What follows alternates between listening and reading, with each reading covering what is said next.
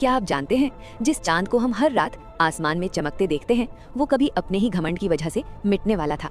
और अगर महादेव ने उसे अपने शीश पर स्थान ना दिया होता तो आज ये चांद सिर्फ एक कहानी बनकर रह जाता। बहुत समय पहले चंद्रदेव अपनी सुंदरता और चमक पर अत्यंत गर्व करते थे। उनका विवाह हुआ दक्ष प्रजापति की 27 कन्याओं से, जो 27 नक्षत्रों के रूप में जानी जाती हैं। लेकिन चंद्रदेव का हृदय बस एक के लिए धड़कता था, रोहिणी।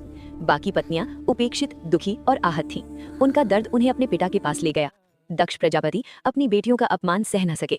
क्रोध में जलते हुए उन्होंने श्राप दिया, हे चंद्र, तुम धीरे धीरे क्षीण होते जाओगे और एक दिन पूर्ण रूप से नष्ट हो जाओगे। श्राप का असर तुरंत हुआ।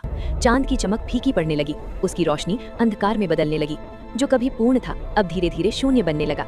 डर और निराशा में डूबे चंद्रदेव भागते भागते पहुंचे एक पवित्र स्थान पर, जहां उन्होंने शुरू की महादेव की कठोर तपस्या।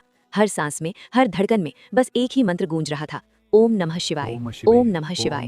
दिन बीते, रातें बीती, लेकिन तपस्या नहीं टूटी। और फिर पूरा ब्रह्मांड एक दिव्य प्रकाश से भर उठा।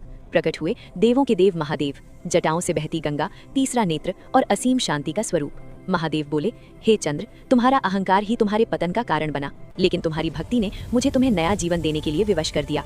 महादेव ने चंद्रदेव को उठाया और अपने शीश पर स्थान दिया। उस क्षण मृत्यु की ओर बढ़ता चांद अमर हो गया। महादेव ने वरदान दिया, तुम कभी पूरी तरह नष्ट नहीं होगे, हर महीने घटोगे और फिर बढ़ोगे। इसीलिए आज भी चांद अमावस्या से पूर्णिमा तक जीवन का चक्र दोहराता है। ये कहानी हमें सिखाती है, अहंकार चाहे कितना भी बड़ा क्यों ना हो, भगवान के चरणों में झुकते ही समाप्त हो जाता है। और जो उनके शरण में आता है वो नष्ट नहीं होता, बल्कि अमर हो जाता है। तो अगली बार जब आप चांद को देखें तो याद रखिए, वो सिर्फ एक ग्रह नहीं बल्कि महादेव की कृपा का जीवित प्रतीक है। हर हर Mahadev. For more videos, subscribe to our channel and press the bell icon.